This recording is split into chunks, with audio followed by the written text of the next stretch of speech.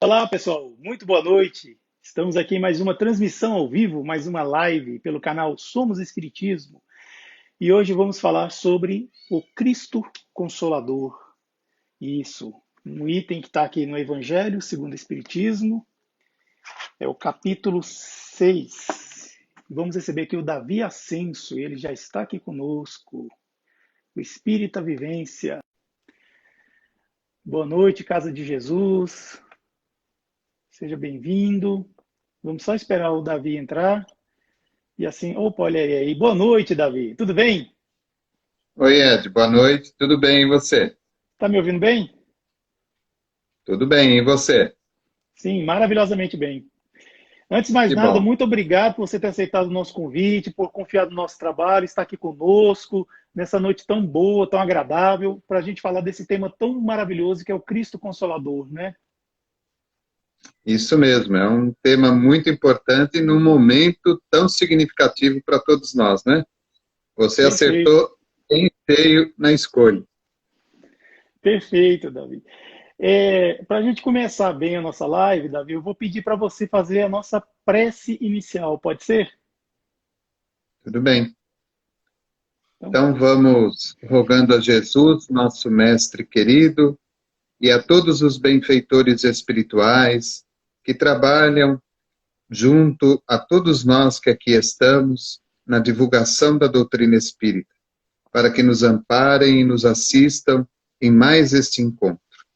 Que tudo aquilo que aqui for deliberado seja de bom grado a todos os encarnados e a todos os desencarnados que puderem participar conosco, ouvindo e aprendendo.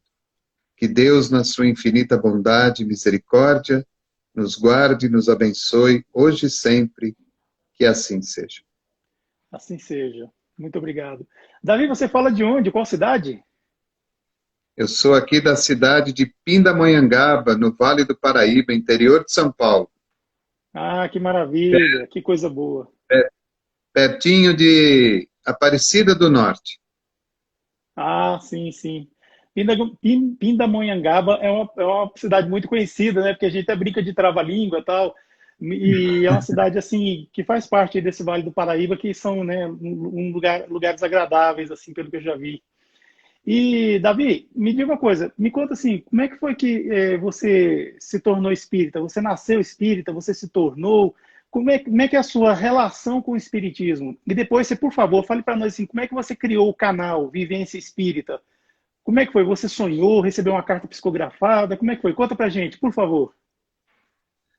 Então, Ed, meus pais já eram espíritas e os meus avós, tanto por parte de pai como por parte de mãe, também eram espíritas. Apesar de serem estrangeiros, né, por parte de pai eram portugueses e por parte de mãe eram italianos, mas ao chegarem no Brasil, eles se instalaram no bairro da Lapa, em São Paulo, a chamada Lapa de Baixo, que é a parte baixa do bairro da Lapa, e ali tinha um centro espírita que existe até hoje na Rua Mochei, e ali eles começaram a frequentar. E aí levaram os filhos levaram os netos, e assim se sucedeu o conhecimento da doutrina espírita. E durante o período já de crescimento, mais jovem, quando já estava trabalhando, eu tive a oportunidade de conhecer a Federação Espírita do Estado de São Paulo, e lá comecei a fazer um tratamento espiritual, e do tratamento espiritual fui encaminhado para os cursos. E aí passou toda aquela trajetória, né? São 13 anos de cursos, né? Inclusive os cursos também de expositor, e nós tínhamos um grupinho de expositores, não era um grupo fechado, era um grupinho paralelo ao grupo da federação, e esse grupo ele tinha um trabalho em conjunto com o grupo Augusto Vive, que é lá no bairro do Brooklyn, em São Paulo. E Uhum. esse trabalho era coordenado pela dona Yolanda César, mãe do Augusto César, que tem inclusive muitas mensagens através do Chico. E este grupo, que era o grupo das meninas com a dona Yolanda, e o grupo dos meninos, que éramos nós, com a coordenação de Samuel, a cada 2 meses nós participávamos de uma reunião na casa do médium Chico Xavier. Então, bimestralmente, nós íamos a Uberaba, e na quinta, sexta e sábado e domingo pela manhã, passávamos lá uma parte do tempo com o Chico, nos trabalhos de psicografia, nos bate-papos, naquelas conversas, enfim, na casa do Chico mesmo, ou então no Grupo Espírita da Prece. E aí, em 89, eu me transferi para Pindamonhangaba.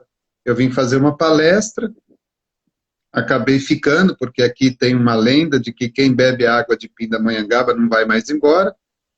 E aí me deram a água para beber depois da palestra e acabamos ficando por aqui. E depois, em 95, eu conheci a minha esposa, a minha atual esposa, nós nos casamos e estamos aqui até hoje. Hoje, como atual presidente do Centro Espírita Caridade e Amor, André Luiz, e do Grupo Cair Barchútil de Divulgação Espírita de Pindamonhangaba. Então, essa é, assim, uma trajetória ao longo desse período. E o canal do Instagram não foi nada, assim, de diferente, até porque eu tenho muita dificuldade de mexer com a parte de eletrônica, essas coisas, Facebook, rede social, eu apanho um pouquinho, porque é muito botão para uma cabeça só, né? Então, eu falei assim, bom, mas eu vou tentar no Instagram, porque parece que ele tem menos botão e parece ser mais fácil. E aí nós criamos um canal.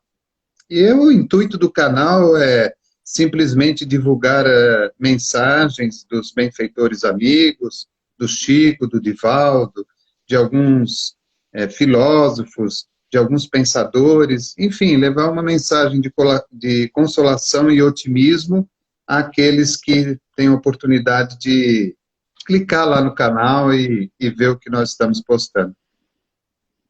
Maravilha, viu? Muito bom. O Somos Espiritismo, ele está também no Facebook.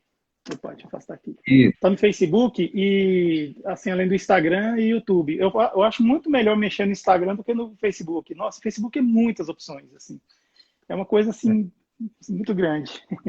Aquele Mas, lá Davi, tem muito botão, né? Aquele lá tem muito botão. Com certeza, Bem, Davi, nosso tema de hoje, como está vendo aqui no cardzinho aqui ao lado, é o Cristo Consolador, né? Uma passagem, o capítulo do Evangelho, capítulo número 6, fala sobre o jugo leve, o Consolador prometido, e nas instruções dos Espíritos vem o advento do Espírito de verdade.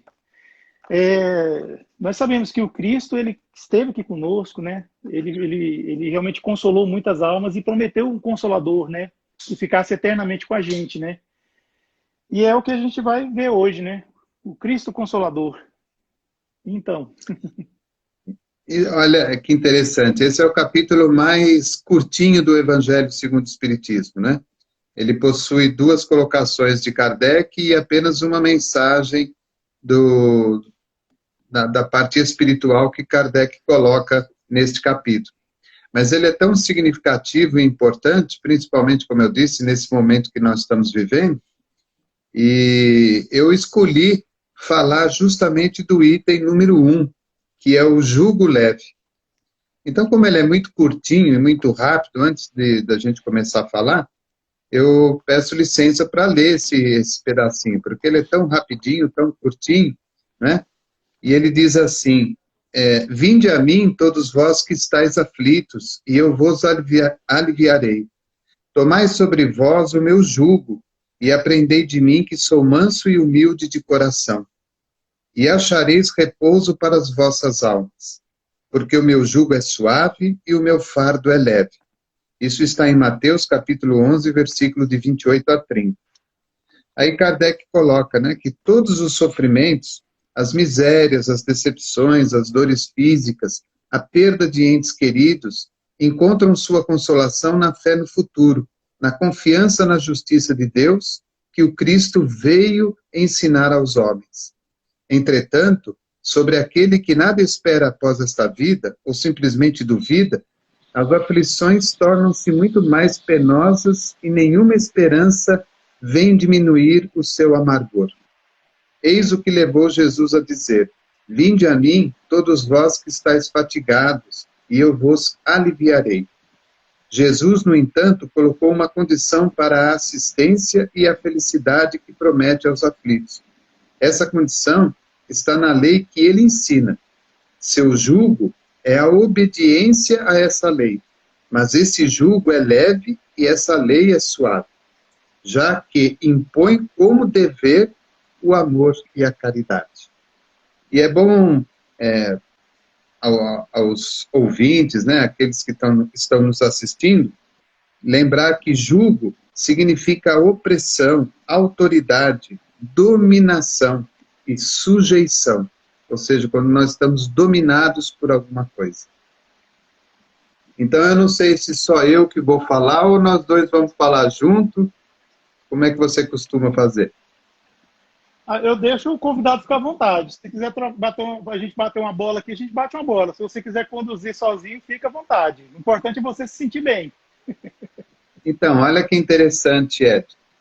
O tema que você escolheu, ele veio para nós num momento tão bacana, tão importante, porque o que nós mais vemos hoje no seio da sociedade, não só no nosso país, mas em toda parte do mundo, é justamente sofrimento, miséria, decepções, dores físicas e a perda de entes queridos.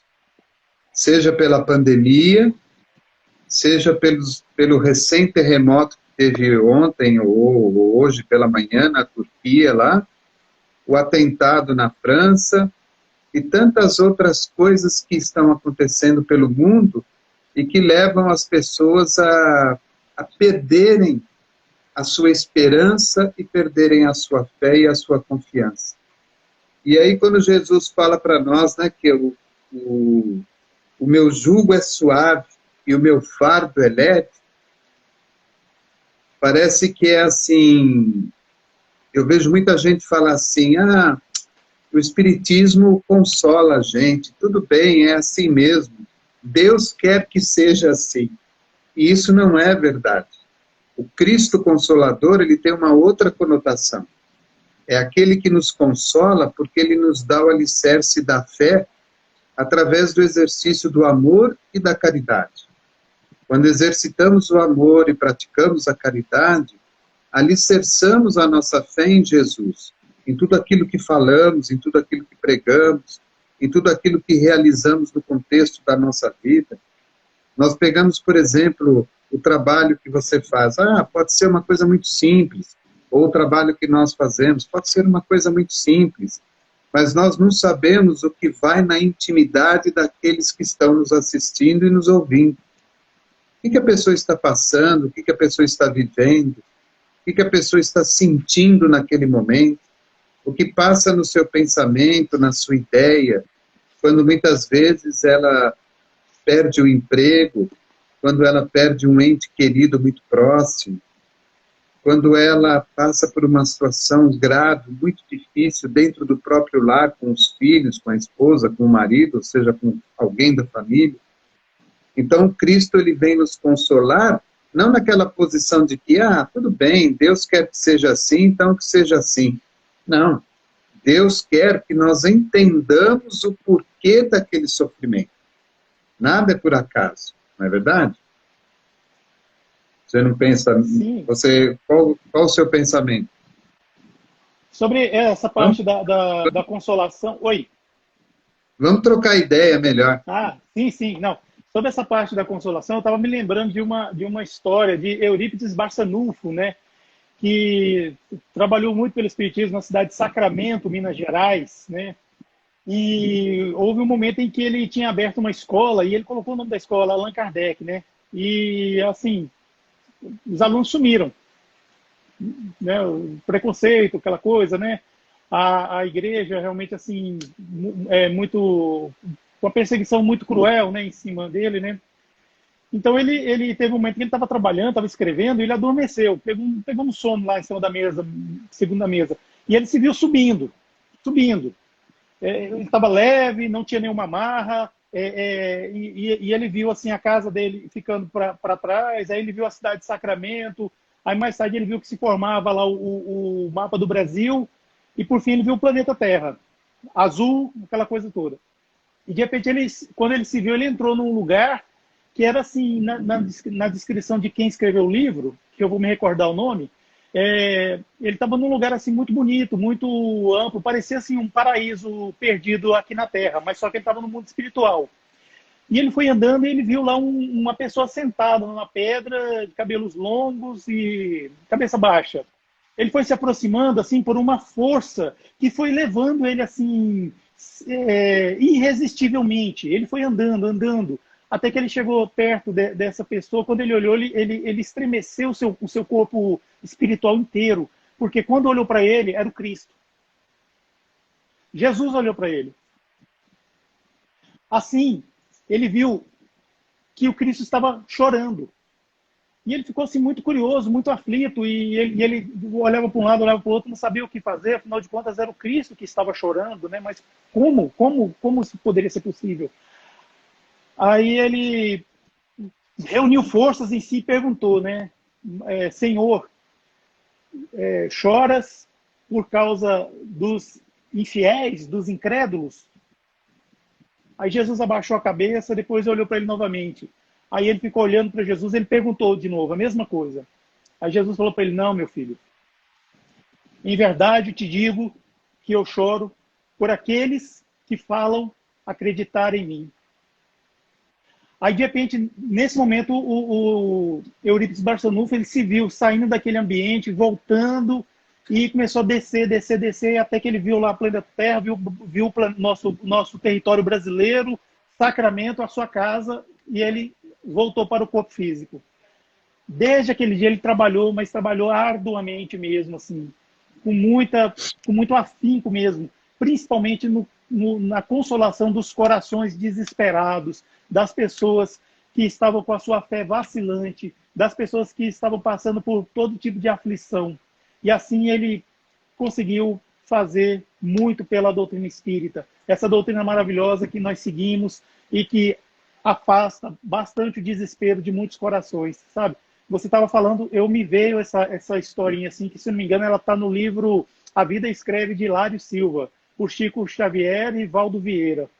Então assim, a gente percebe que os sofrimentos eles são diferentes, eles não são a mesma proporção para cada pessoa. E também a resistência a esse sofrimento também é diferente, cada pessoa tem uma resistência diferente. Então, assim, por isso que quando a gente vai realmente oferecer a consolação, a gente nunca pode julgar se a pessoa sofre mais, sofre menos. Nós não sabemos o que se passa naquela pessoa, nós não sabemos o universo em que ela vive, o que está acontecendo. Cada um de nós temos uma idade espiritual diferente, né? Nós não sabemos quando é que nós, em espírito, fomos criados, né? Então, assim, a idade biológica, ela não acompanha a idade espiritual. Dessa forma que há espíritos que são muito amadurecidos espiritualmente. Já outros, né? Espíritos encarnados, que eu falo, já outros não tem tanta maturidade assim. Por isso sofrem. E assim a gente oferece essa consolação e sempre assim, a nossa consolação, ela vem de quem? Vem de Cristo, vem do Cristo, né? E é uma das coisas que a gente tem que fazer uns pelos outros, né? Oferecer isso, ser o que Jesus foi, né? Porque é o nosso modelo, o nosso guia. No Livro dos Espíritos está lá na questão 625, qual é o modelo que Deus tem dado para o homem para servir de guia e modelo? A resposta era sucinta: Jesus. E é interessante como, quando você pega este capítulo e logo em seguida Kardec fala do Consolador prometido, colocando detalhes a respeito de toda a trajetória, de toda a preparação que o planeta passou com a vinda dos primeiros profetas, com a vinda daqueles que seriam os porta-vozes de Jesus, e depois vem Jesus, e aí depois aqueles que seriam os apóstolos de Jesus, que dão sequência ao seu trabalho na divulgação do cristianismo, e por fim chega a doutrina espírita, tirando de cada um de nós aquela incerteza da questão da morte, principalmente.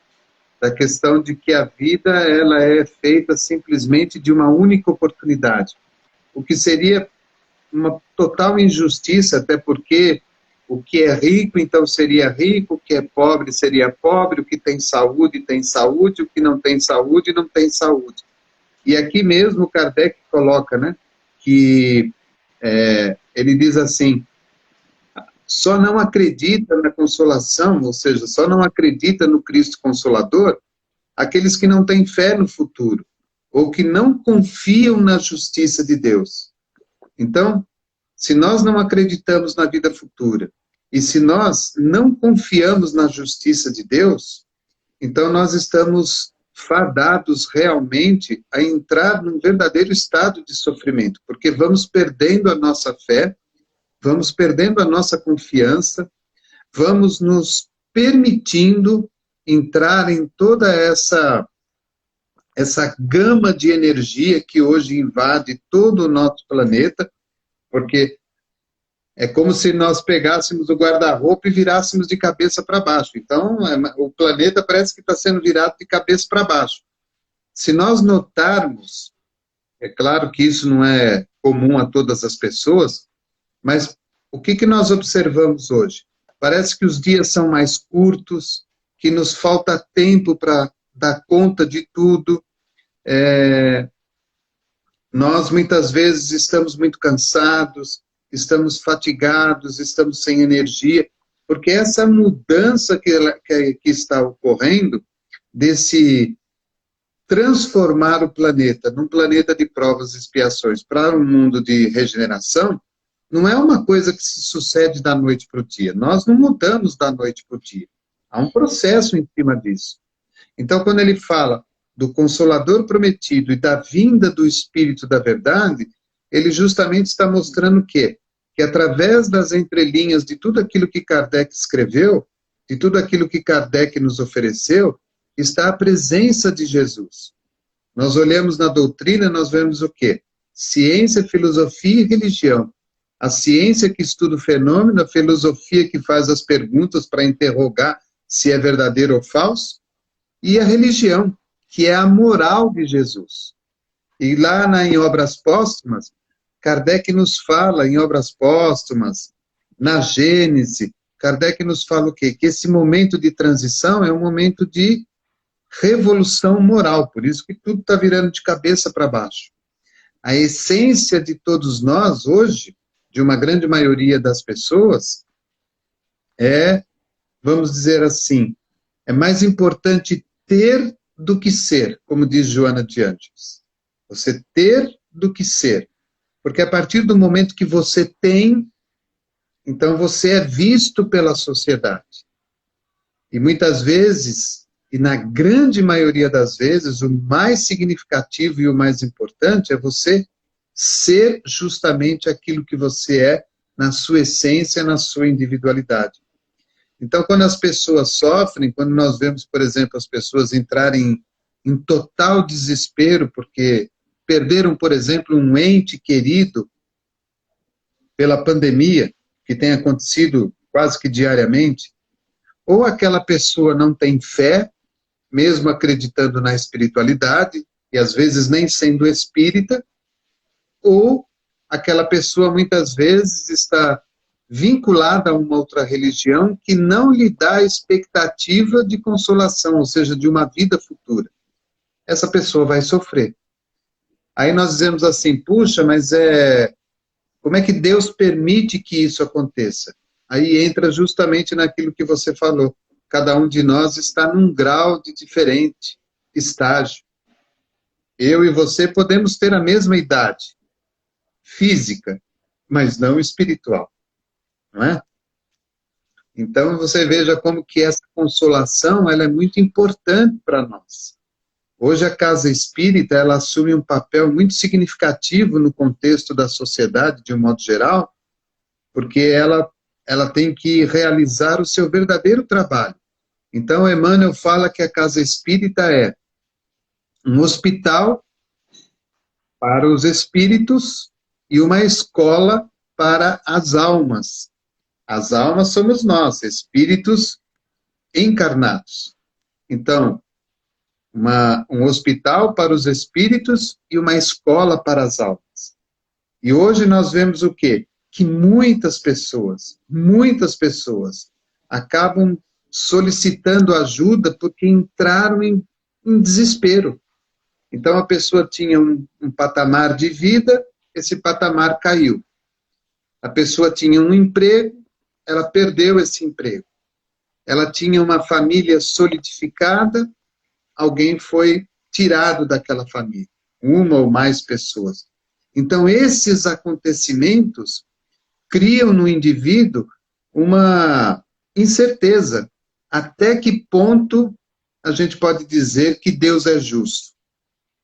Né? Até que ponto nós podemos dizer, puxa, o fulano lá era tão bonzinho, o fulano lá era tão gente boa, uma pessoa tão inteligente, tão amável, fazia caridade para tanta gente e morreu. O fulano lá que deu um tiro em alguém, que está preso lá não sei aonde, está lá, preso lá. Aí entra de novo naquela diversidade de idades espirituais que você comentou. Nós não temos ainda a capacidade intelectual necessária para entender a justiça de Deus. Então, o que nós temos que fazer? Temos que nos consolar, entender o porquê, para poder, através do amor, da caridade e da fé, seguir o nosso trabalho, seguir o nosso caminho, não é? Sim, com certeza. E o espírito de verdade, eu sei que existe uma controvérsia aí de quem seria ele, né? Uns falam que é Jesus, já ouvi dizer que é Joana de Ângeles. É, pelo, pelo que eu já andei estudando, eu entendo que seja uma pleiade de espíritos que usa esse nome e vem dar essas revelações. E realmente, assim, são todas, se a gente for ver bem, são muito consoladoras. Se a gente pegar desde o prefácio de O Evangelho segundo o Espiritismo, que é assinado pelo Espírito de Verdade, ele é, assim, realmente algo revelador, libertador é a palavra. Saber que, como mesmo Allan Kardec fala, né, milhares de espíritos, né, vieram como estrelas cadentes caindo sobre a Terra e com as suas luzes, né, lançando mensagens em todas as partes do mundo, em vários idiomas, por vários médiums, e assim a gente vendo que foi pelas mãos hábeis de Allan Kardec, foi se consolidando na doutrina espírita. E essa doutrina, essa religião que, na verdade, assim, ela não é só para um séquito, para um grupo de pessoas ou alguns privilegiados, não, é para todos, todos. Até mesmo para aqueles que negam a comunicabilidade com os espíritos, aqueles que negam as verdades da reencarnação, aqueles que negam que nós somos criados por Deus, podem beber dessa fonte e assim serem consolados e também consolar.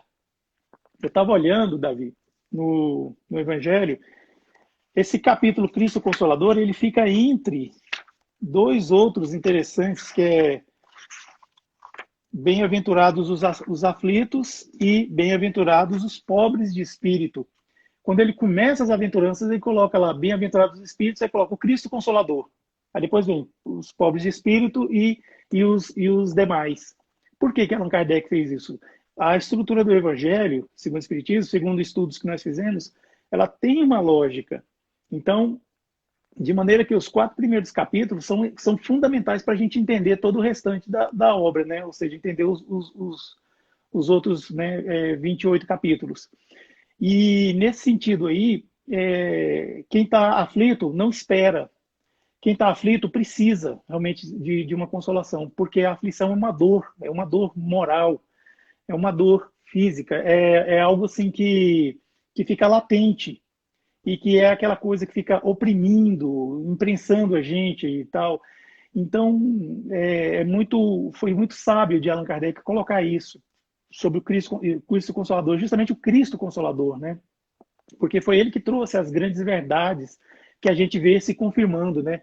O Espírito de verdade, ele veio a pedido de Jesus, né? Jesus é que mandou o Espírito de verdade vir para nos consolar. E então Jesus tem toda essa característica de revelação mesmo, né? E assim a gente viu nas passagens dos evangelhos canônicos que Jesus realmente ele levou muita consolação às pessoas. Tanto é que por onde ele passava formava-se multidões e não era à toa. Não era apenas a pessoas querendo buscar a cura de algum mal físico. Eram pessoas que queriam ouvir a palavra mesmo, queriam realmente comer desse pão, esse pão espiritual, e matar a fome espiritual que as pessoas têm. Então, foi isso. Não é à toa que Allan Kardec chamou o Cristo Consolador, porque tem todas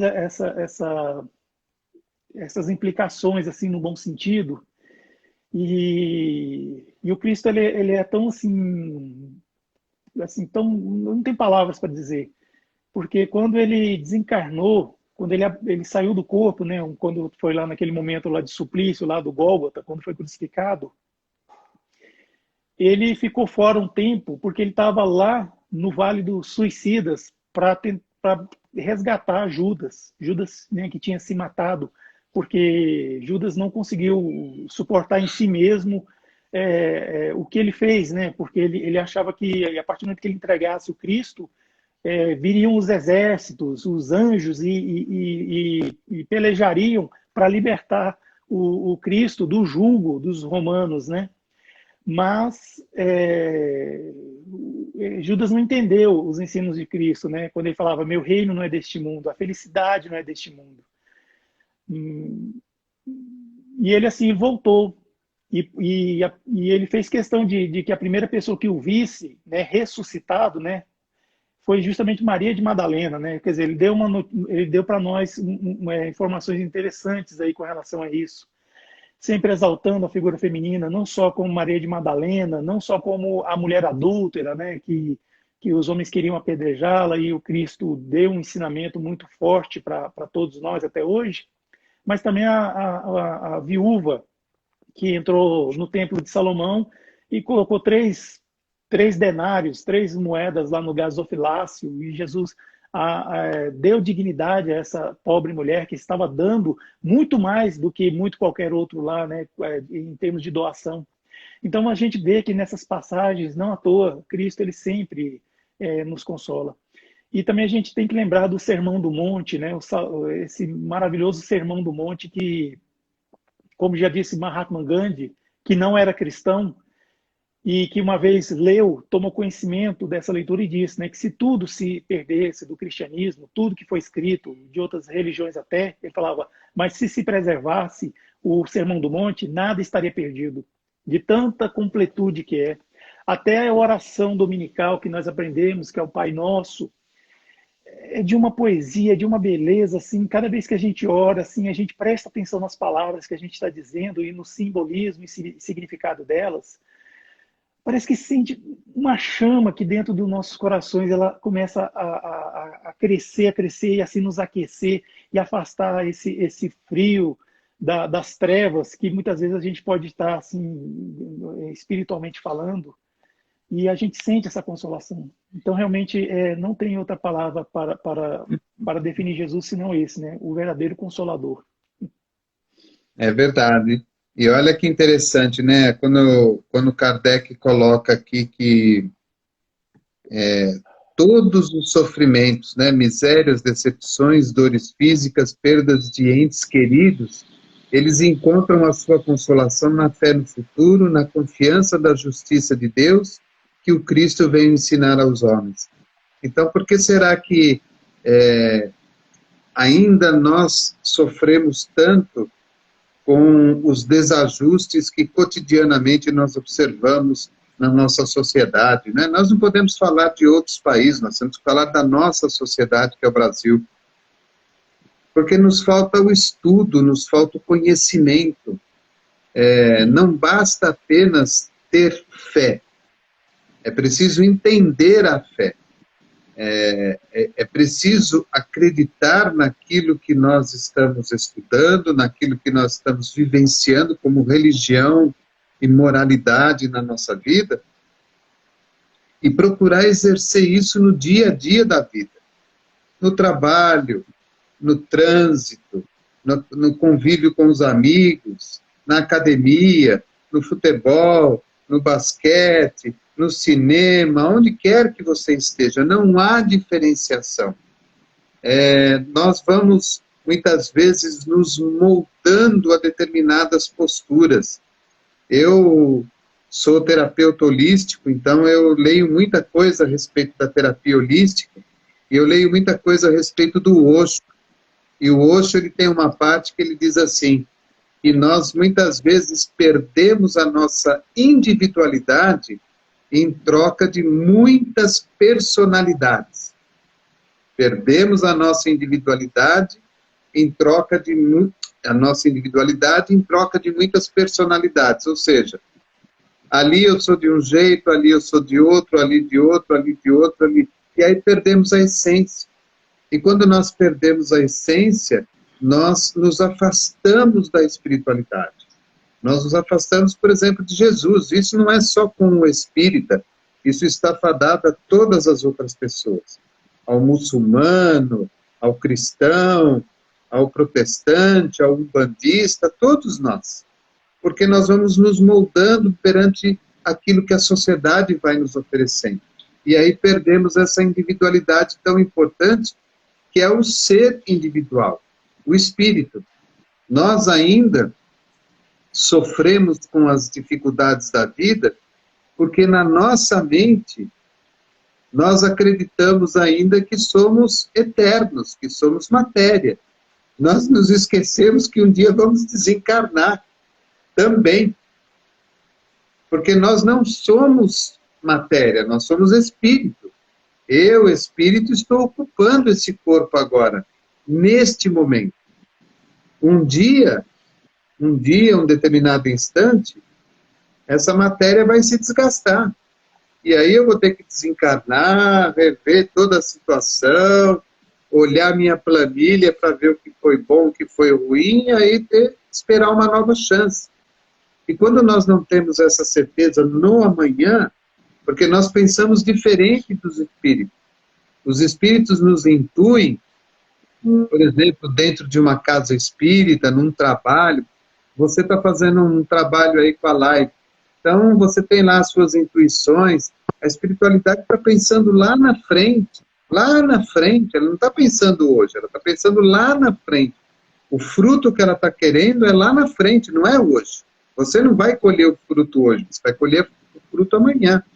Nós somos o contrário, nós pensamos no hoje. Queremos tudo para agora, tudo para hoje. E quando não estamos felizes, isso cria uma frustração dentro de nós. Agora, se nós temos uma visão da vida futura, aprendemos a entender esse sentido da consolação que está envolvida com confiança, com fé, com amor, com caridade, com benevolência, com perdão, com bom entendimento, com aceitação, com renúncia, com resignação, aí nós passamos a ter uma outra visão da vida. E aí eu me lembro de novo de Joana de Ângeles, quando ela, em outro livro, ela fala, o importante não é ter, o importante é ser. Eu posso ter todo o dinheiro do mundo e a pandemia me leva embora. Eu posso ser aquele fulano que mora na favela maior da nossa cidade, aqui ou da sua, ou em qualquer outra. E a pessoa está lá vivendo feliz e equilibrada. Então são conceitos diferentes, né? Posturas diferentes. Quando nós olhamos para o amanhã, quando olhamos para o futuro, eu falo para mim mesmo, não, eu estou fazendo o melhor que eu posso, eu estou cumprindo o meu dever da melhor maneira possível, e eu tenho certeza absoluta que amanhã eu terei uma nova oportunidade. Quantos espíritos que desencarnaram e depois reencarnam para dar continuidade na sua obra? próprio Kardec. Kardec, que foi John Hus, o grande cristão que trabalhou juntamente com os cristãos lá da sua época para solidificar as palavras de Jesus para que elas não fossem adulteradas. Aí ele volta como Kardec, codifica a doutrina. Uma grande parte aí do público espírita diz que ele seria o Chico Xavier reencarnado. Uns dizem sim, outros não. Mas, independente disso, há uma continuidade, há um trabalho a ser realizado. Se ele é ou não é, se ele foi ou deixou de ser, isso não importa. O que importa é que nós vemos que a espiritualidade vai nos dando essa possibilidade. Quando nós nos consolamos e entendemos do nosso trabalho, ele não termina. O seu trabalho não termina. O meu não termina, de ninguém termina. Ou alguém vai continuar, ou nós mesmos vamos voltar para dar continuidade nela e realizar o trabalho que nos compete realizar, não é? Perfeito, exatamente.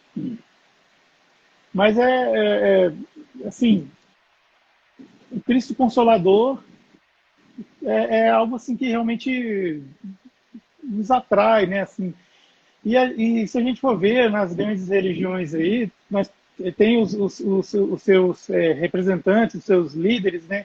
E eles, muitos, se a gente for olhar, dizem coisas muito parecidas com o Cristo, né?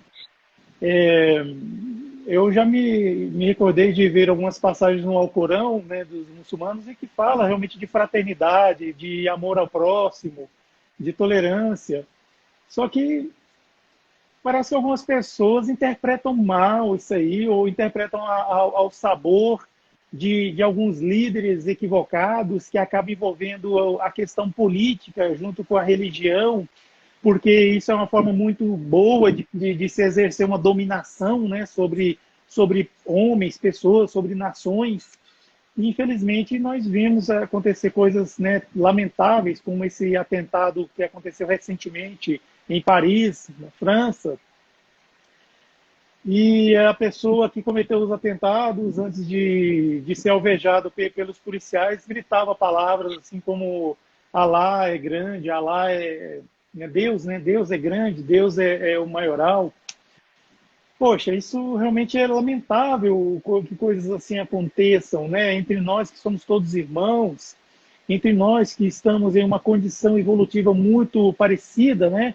Porque se não fosse, nós não estaríamos todos, né, num mundo de provas e expiações. Então isso realmente confere a nós a credibilidade de falar que nós temos mais ou menos um patamar parecido de evolução, uns mais evoluídos, outros menos, mas a gente está num certo patamar, né, que nos dá realmente o privilégio de estar no mundo de provas e expiações, não mais no mundo primitivo, né, que é o que é a fase anterior do qual nós estivemos, né, nós aqui no planeta Terra.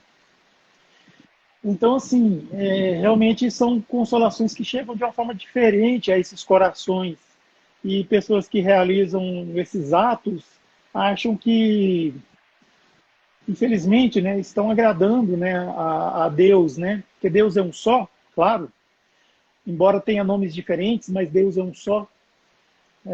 Nós também não podemos nos gabar tanto, porque dentro do cristianismo também a gente vê coisas lamentáveis acontecer, né?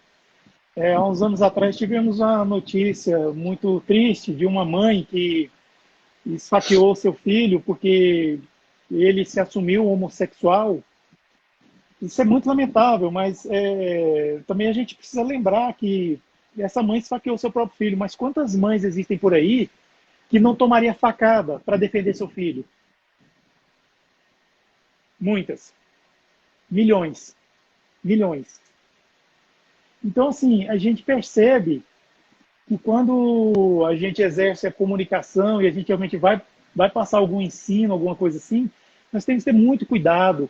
Nós que somos médiuns, que psicografamos, e a gente tem que ter também muito, mas muito cuidado mesmo com o que pode vir pelas nossas mãos, que isso pode se afastar dos ensinos de Jesus, dos espíritos superiores, e acabar criando uma legião de pessoas equivocadas que vão cometer, né, alguns sacrilégios, alguns crimes, né, em nome de Deus, e o que não deve ser, porque a maior autoridade que esteve aqui nesse mundo falando sobre Deus era Jesus.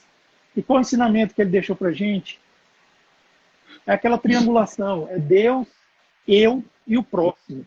Para eu chegar a Deus, eu tenho que chegar no meu próximo, ou seja, ama teu próximo como a si mesmo e a Deus sobre todas as coisas. Então é nessa triangulação que a gente não pode fugir.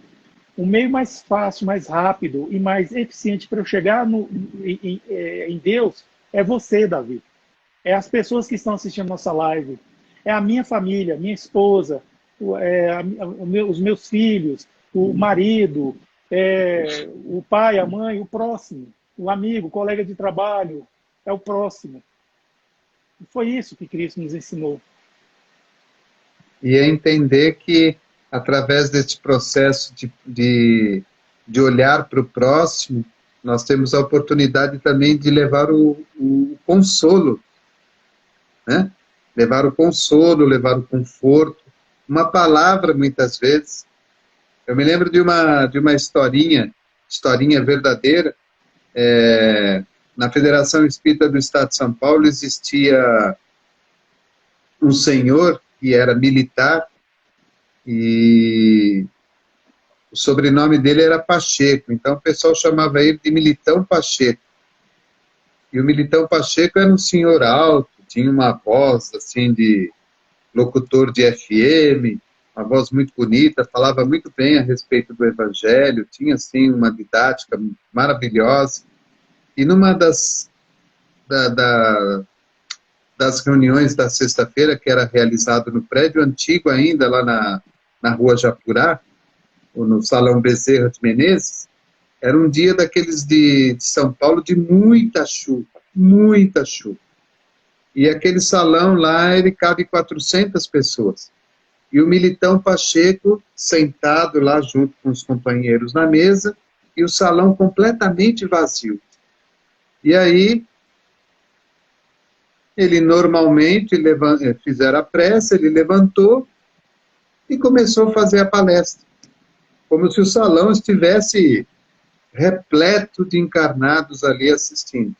E ele fez a palestra normalmente como se nada tivesse acontecido. No meio da palestra, entrou um homem pela porta naquele tempo, imagina lá nos anos 40, 50, usavam aqueles sobretudo, chapéu, né? Bem vestido.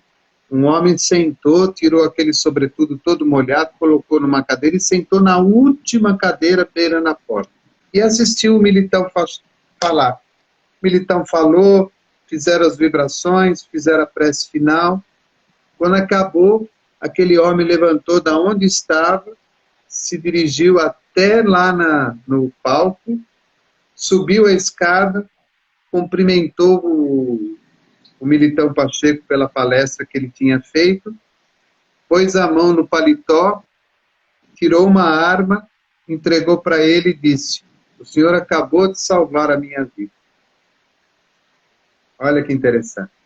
Quer dizer, uma pessoa que estava já predestinada ao suicídio. A reunião poderia ter sido fechada, não tinha ninguém. Não tinha ninguém. Estava chovendo, muita chuva. Isso, de fato, é verdadeiro, tem na história da federação.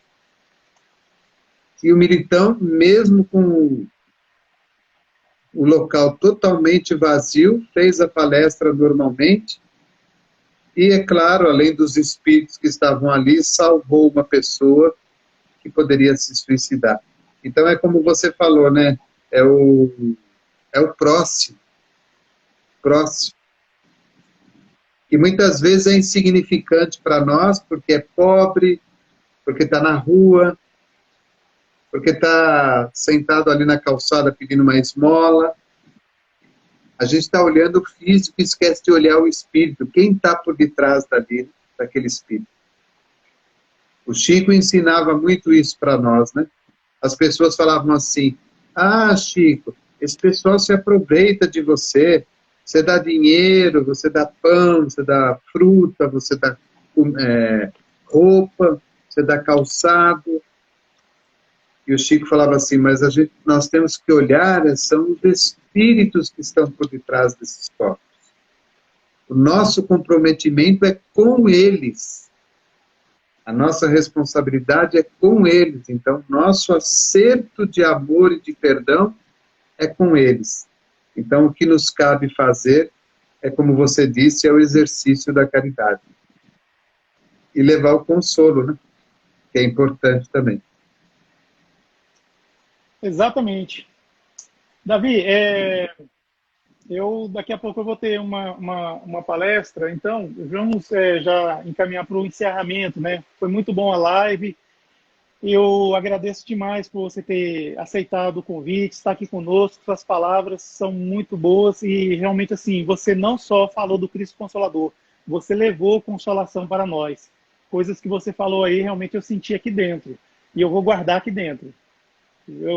É muito bom assim ter essa live com você. Eu quero te dizer que eu aprendi hoje coisas com você muito boas e eu vou levar comigo para sempre.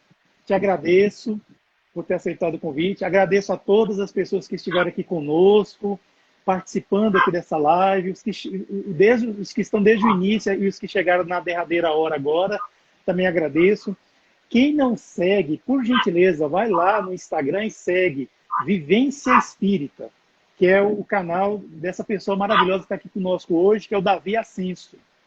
E também, quem puder e não estiver ainda seguindo, segue também, por favor, o canal Somos Espiritismo, pois tanto o Vivência Espírita como o canal Somos Espiritismo tem a função, tem o objetivo de divulgar a doutrina espírita, que, segundo Emmanuel, é a maior caridade que a gente faz para essa doutrina maravilhosa que tantos corações têm consolado e tanto desespero tem afastado de pessoas que se encontram ainda meio desmotivadas nesse mundo.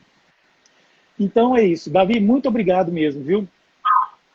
Eu é que agradeço a você, viu, Ed? E deixo aqui umas últimas palavras que são de esperança, confiança e fé. Nós não estamos sozinhos. Tudo está nas mãos de Deus. Jesus está coordenando tudo em toda parte do nosso planeta. Nós temos é que fazer a nossa parte. Amar, servir, ajudar, mesmo que a gente caia, mesmo que a gente reclame, mesmo que a gente fique bravo, mas no dia seguinte a gente levanta, segue em frente e continua o nosso trabalho, com amor e com alegria. Tá certo, Davi. Muito obrigado, viu? Agora eu vou pedir, viu, Davi, para você e para todos que estão aqui conosco, que se sentirem à vontade, fechar os olhos, respirar lenta e profundamente, e assim agradecer ao Pai, nosso Deus, nosso Pai Celestial, pela vida, pela manutenção desta. Agradecer a Jesus pela inspiração e aos bons amigos do mundo espiritual que aqui estiveram conosco, nos ajudando, nos intuindo nessa live. Agradecer por cada palavra aqui proferida, vinda dessa divina inspiração, e que nós continuemos como seres multiplicadores, levando consolações aos mais diversos lugares no qual nós estejamos. Lembremos de que nós devemos florescer onde Deus nos plantou. Então, se nós estamos plantados em uma família, é lá que a gente tem que florescer. Se nós estamos plantados em um emprego, em um trabalho, seja lá qual for, é lá que nós temos que florescer. E assim, dessa forma, que nós continuemos unidos, reunidos, em nome de Deus. Amém. Que assim seja. Assim seja. Um abraço. Davi, muito obrigado. Esqueci de perguntar de qual cidade você é. Brasília, Distrito Federal. Um abraço a você e um abraço a Brasília. Um abraço para você e para Pindamonhangaba também. E eu queria dizer o seguinte, que essa live vai ficar salva no IGTV do canal Somos Espiritismo. Quem quiser rever ou não viu, pode ir lá no IGTV. Quem não souber chegar lá, manda uma mensagem para mim que eu direciono o link. Tá certo? Obrigado, Davi. Um abraço. Boa palestra. Um abraço. Obrigado.